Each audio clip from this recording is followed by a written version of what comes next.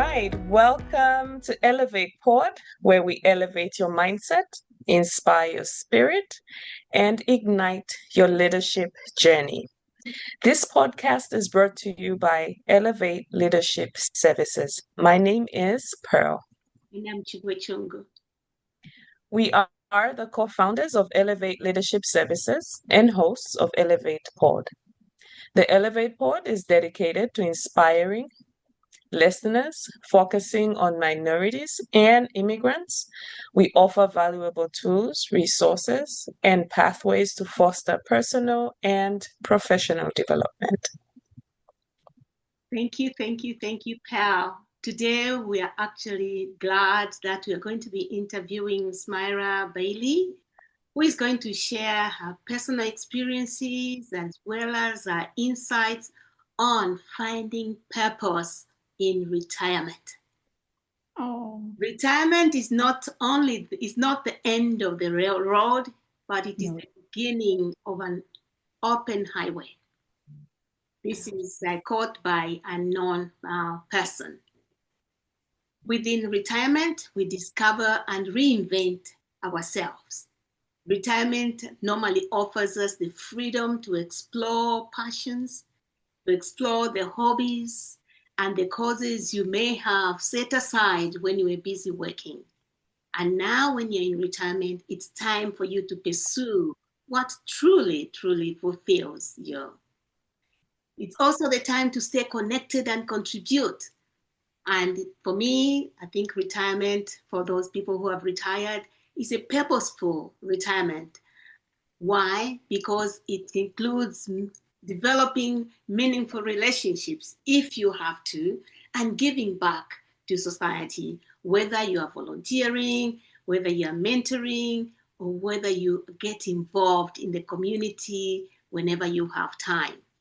That is part of retirement. In addition, you have to make priorities for yourself and for your growth as well, because you are still alive. So the purpose of retirement ensures that you continue to invest in your health, you can invest in your learning, new skills like maybe computers or whatever you can, and also setting personal goals so that you can continue to enjoy and have a balance in your life. So Smiley is going to talk about most of those things. So let me give you a little bit about her biography. Smyra Bailey, she's a retired housing finance officer with over 32 years of service in the California Housing Finance Agency. Here, when she worked there, she managed the statewide section of 8 contract administration management and the occupancy reviews portfolios. She's also known for her leadership across teams in Sacramento and Culver City, and for her collaboration with housing and urban development HUD offices nationwide. Smyra continues to make an impact even in her retirement. Now embracing her next chapter as evolving, she dedicates her time to helping others navigate budgeting, finances, wellness, and work-life balance. She's recognized by the National Association of Professional Women for her excellence and dedication. She's also focused much of her time to just caring for her parents. Riley brings a wealth of wisdom, warmth, and experience to this conversation, where most of us, we are trying to head that way, and therefore let's see what we can do and what Smyra is going to share with us as she finds purpose in retirement. Do you have anything that you'd like to add before Pearl dives in the questions that we may have for you? Well, first of all, Shibwe and Pearl, thank you from the bottom of my soul for giving me this opportunity. I just have so much to share with others in life after retirement. Your life can evolve. It's not the end all. So always keep that in mind. Our journey truly is just beginning. Wonderful. Pal? I can't wait to hear more about that. Thank you again for joining us today, Smyra, and thank you to our listeners for tuning in. The topic for today is finding purpose in retirement. Let's talk about the myth of done. We're here to challenge a common myth that says retirement means we are done. Done contributing, done learning, done making a difference. Purpose is tied to meaning, it is tied to service, to what lights up on the inside. So many people discover their deepest calling actually after retirement when they get that time for reflection and freedom to finally align. So, Smyra, you will be sharing with us today on this topic. We're examining various aspects of finding purpose in retirement. So, as we dive into the conversation, let's get to know you just a little bit more. Smyra, what a beautiful name. So, can you share the meaning of your name and the significance of this beautiful and distinctive name? Thank you, Pearl. What a great introduction. Well, Smyra, came from my grandmother. Her name was Smyra Adams. She's from Wynnewood, Oklahoma. She's Chickasaw Indian. And out of the three girls, my dad wanted me to be a boy. However, that didn't happen. I was the daughter. And they named me after my grandmother, who was very, very strong, kind, full of wisdom, full of grace, and just a powerful human being. What really resonated and that continues to resonate, as I'm talking to you, I'm looking at her picture. Just what continues to resonate is just the love that she had for so many people and just the caring. She was a hunter. At her age, she used to hunt bears and ride horses and just had her own garden. And just what she shared with all of us and with my mother being exactly the same way, to me, having that name is an honor. First of all, you say, what does Smyra mean? Well, for the S meaning is winning big. I did a little research behind all this. So S stands for winning big. M is pushing forward, getting better. Okay. The Y is being soft and a strong spirit. A is strong, knowledgeable, and willing to help others. And then the A is to just start something good, start something new. And with me retiring, honestly, I did not know what I was going to do, but I've always been a mentor to others, even during my work life history. So I knew I could carry that journey on. So it's just over the years, I just start elaborating it a little more with the financial side of it. So Smyra, it's an honor for me to have because it represents power, and my grandmother has instilled that in all of us. So you talked about your grandmother. I think maybe I'll just follow up before she continues with her question.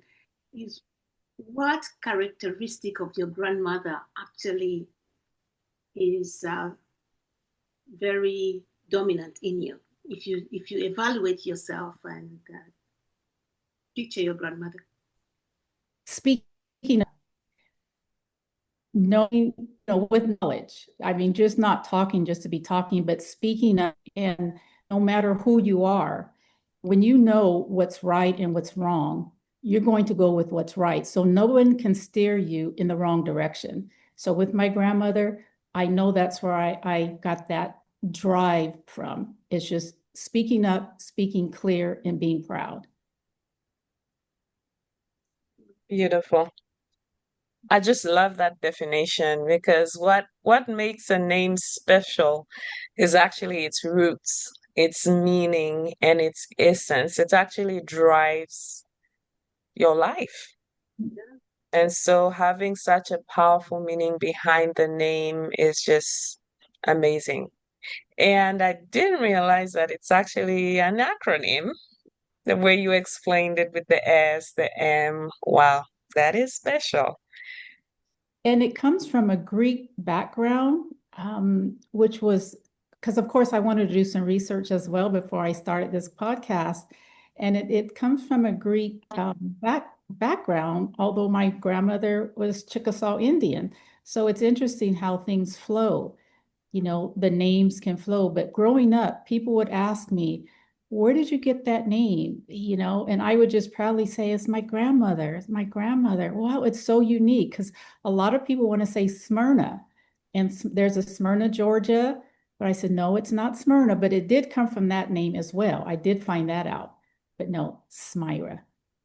No, it's a beautiful name. I think Thank the first you. time we met, I said, I've never heard of that name before. And it's felt very different, but it's just unique. Thank That's the first thing you. that I noticed about you when we introduced ourselves.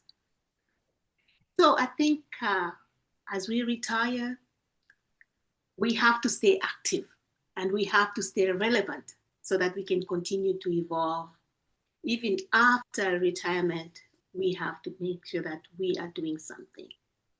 So I mentioned the word evolve. What does that word mean to you? And how does this work with you at this stage of life for you? Your purpose, you work out changes in your life, change your journey. You may have already retired, but now your journey is just going to a different level. With me, it's just finding more purpose in my family. Because when I was working, I really spent a lot of time focused on my career because I didn't have a choice.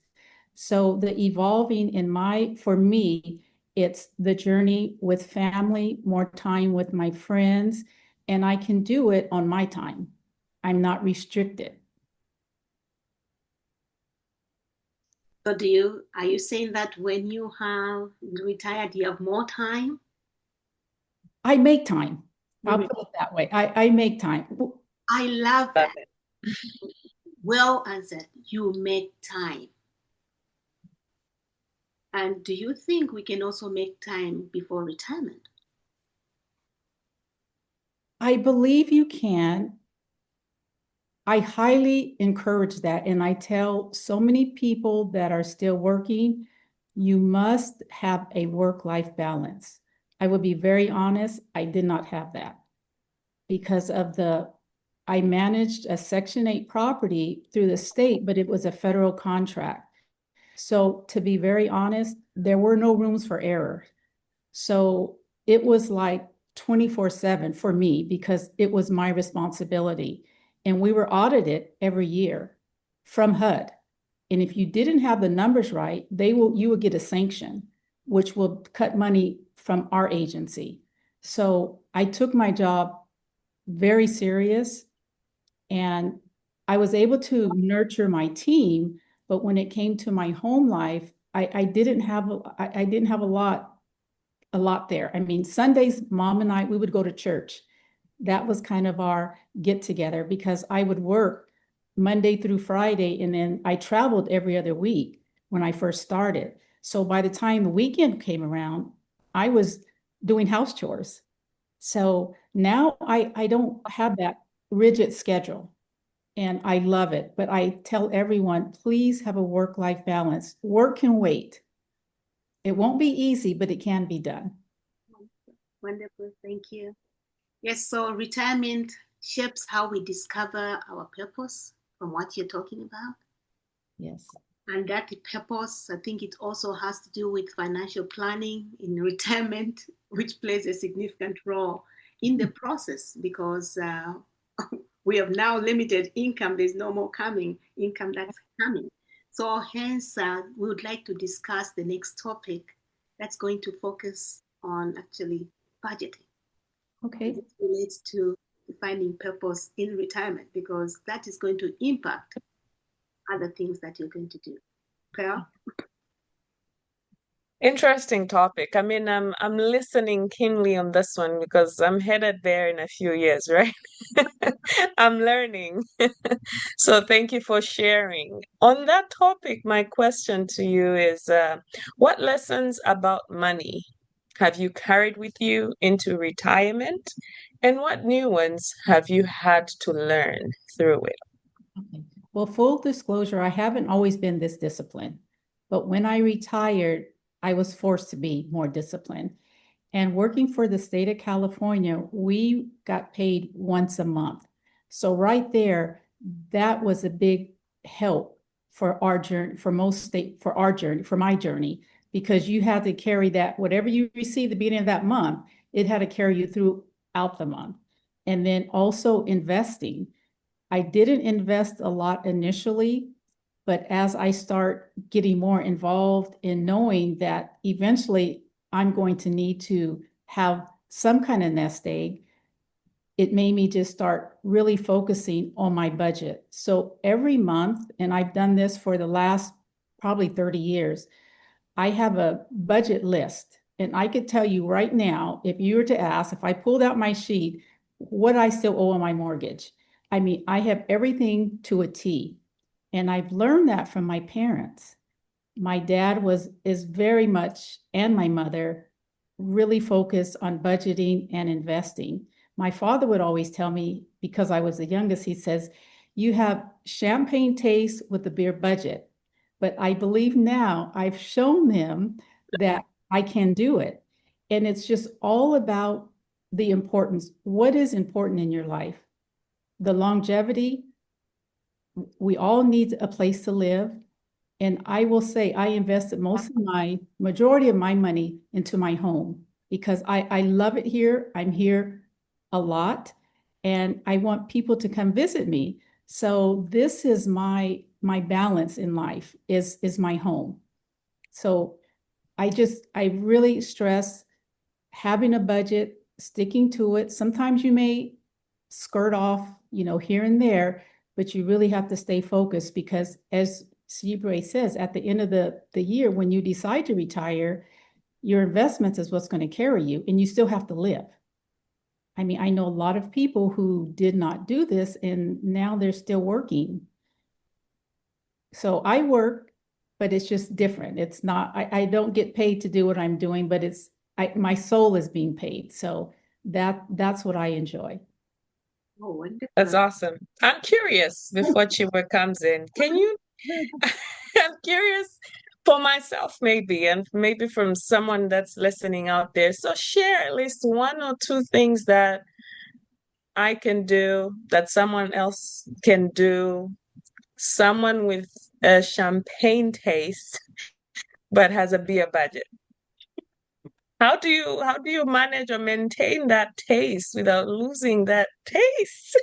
Well, no, I mean, you learn sales. I mean, I really haven't changed my style at all, Okay. but you can get items through discount. It's research.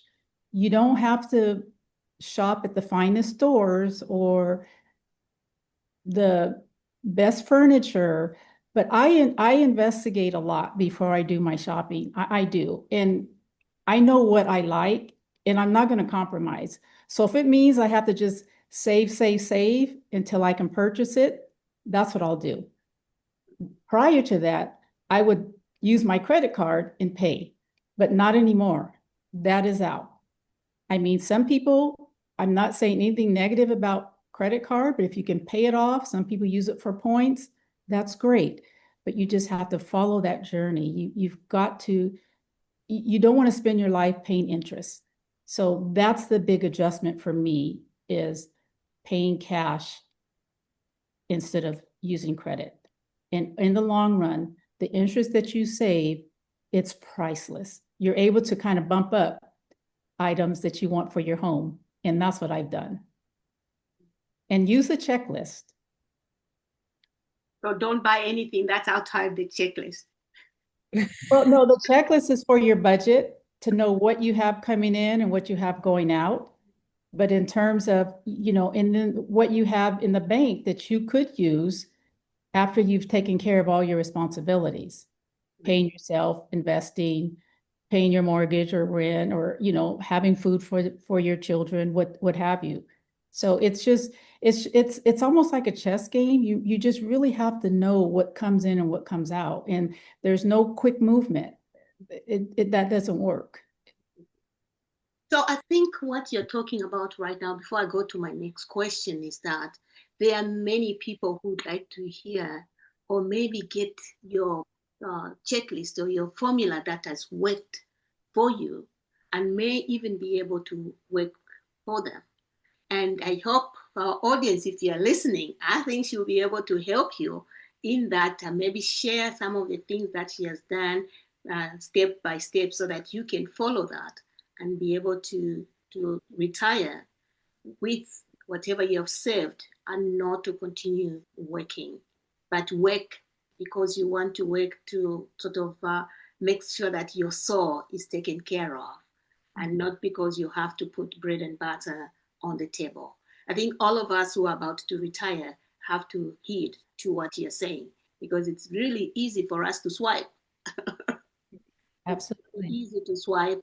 And when you see the list or the bill comes, that's when you say, did I pay that?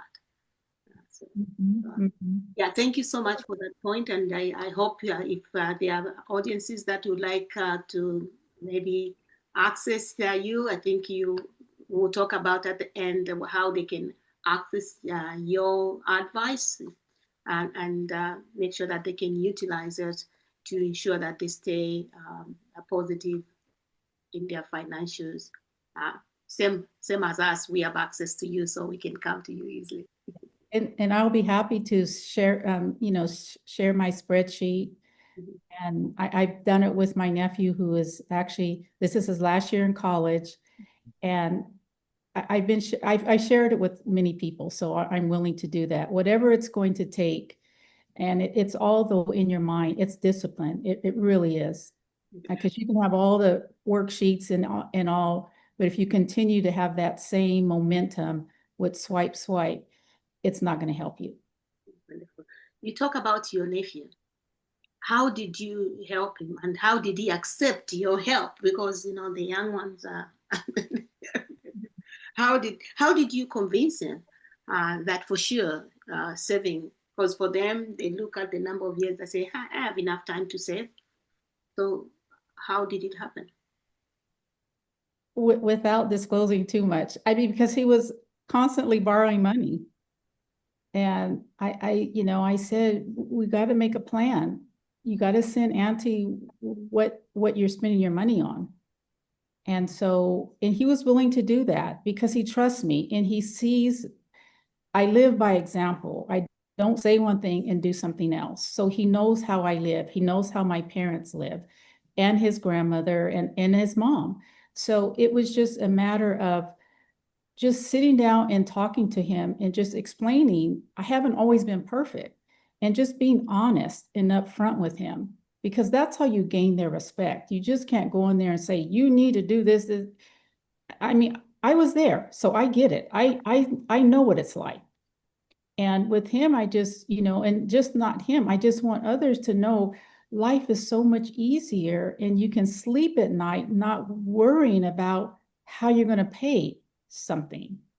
And as a young adult, I mean, this is just your journey has just begun. So if you can get it together now, and if you can start putting a little bit away now, by the time you're my age, you'll have a nest egg. And that's what I really instill in all of my great nieces and nephews. So it's working. He listens and Auntie, I love you. Thank you so much. He's so appreciative, but it's because I came with him with love and kindness and I listened to what he had to say.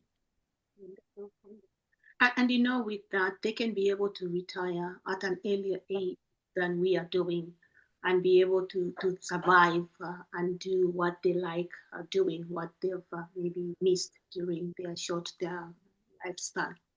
So Right. thank you for that. I think it's very important for the young one to listen to to what you actually are saying, maybe not in detail, but at least understand that it's not about the swiping and swiping, but ensuring that you are taking care of your future now Correct. when you are able to earn. Because and I think with the way the world is changing constantly, I think it becomes even more imperative that we all do what you're saying.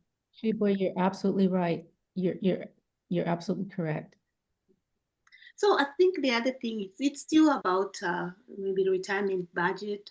How is it playing for you in the role of generation wealth, right? And what does actually living generation wealth mean to you personally? Do you think it's solely related to finances? Absolutely. Absolutely. So, my parents, they have left items for all of us. And so it stems from when they say the fruit doesn't fall far from the tree, that is true. And with me, my personal goal is to be able to leave my home to my nieces and let me leave a legend. I want to be a legend to my family.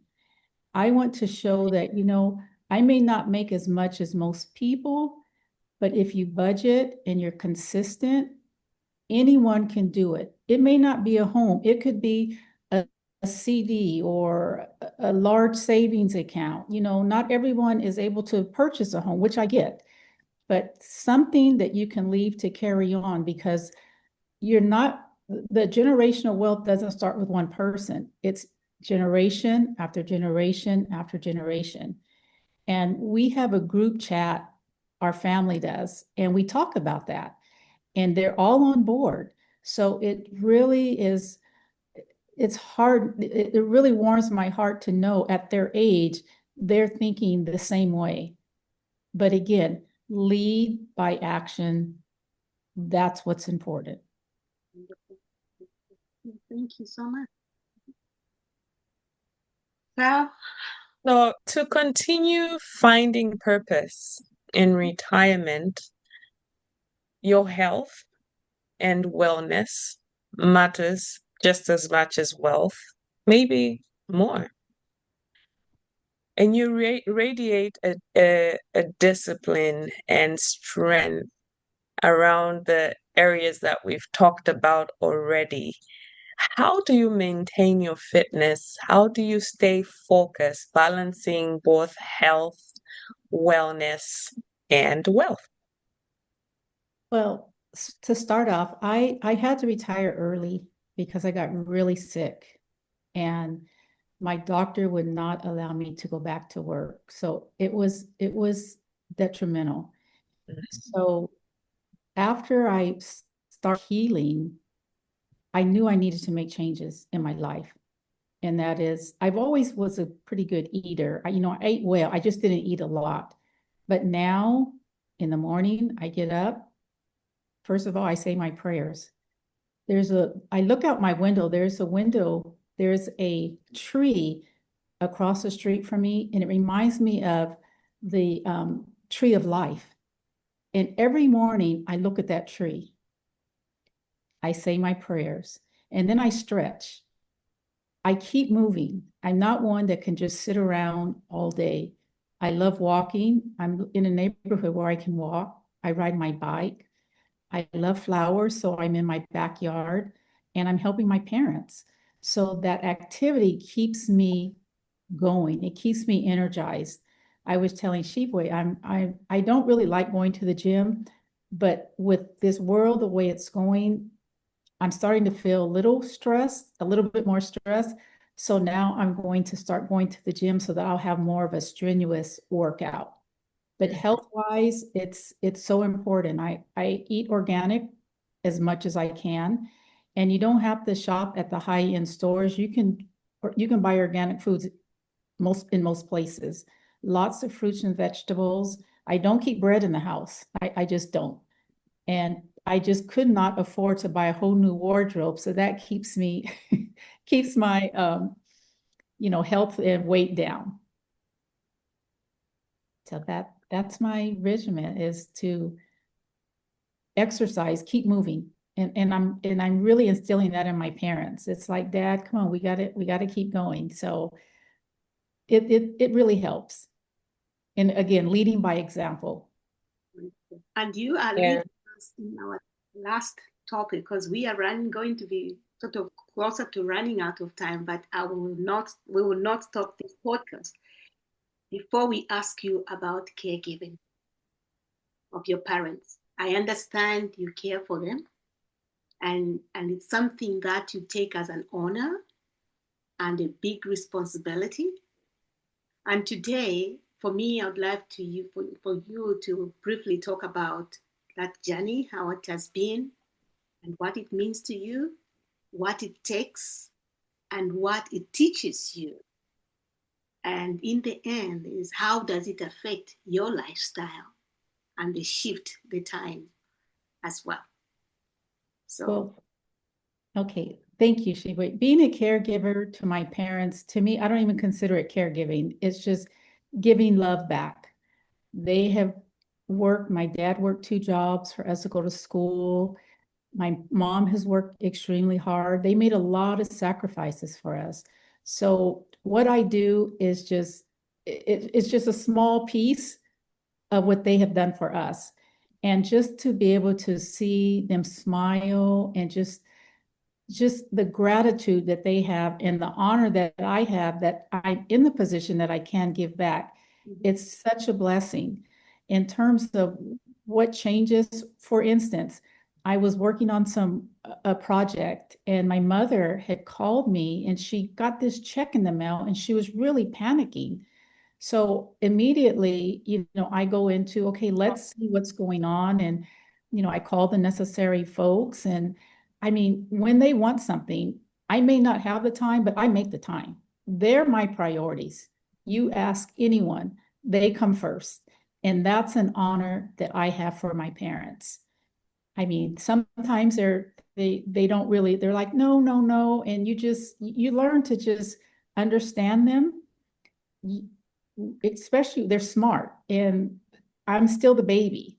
So I'm learning to say, okay, okay. But in back of my mind, I'm thinking 20,000 things, but just having them to be present and to know that they're loved, and just to know that we're here for them, all 3 girls and my entire family. For example, we gave them a big 69th anniversary party on May 6th, which was my birthday.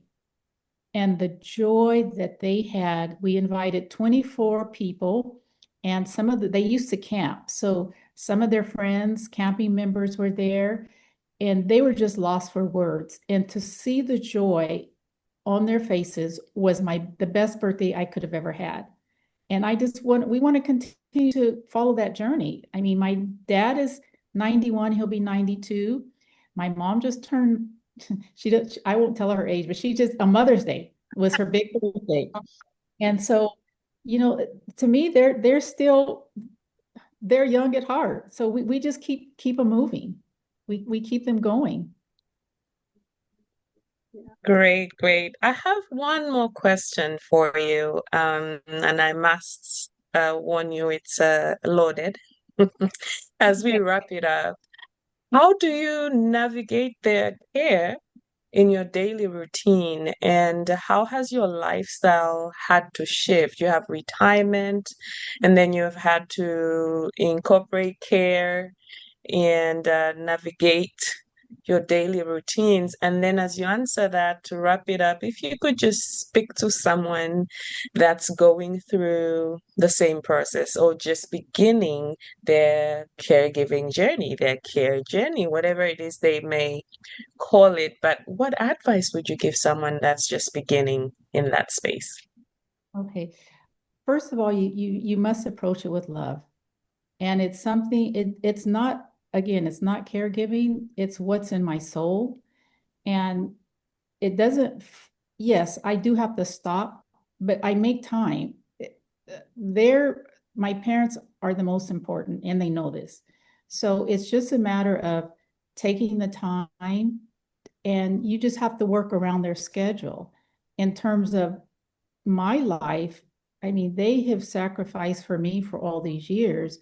So I sacrifice for them. The bonus for me is I'm very organized. So once I do something once, I don't have to keep repeating it. It's done. It's done.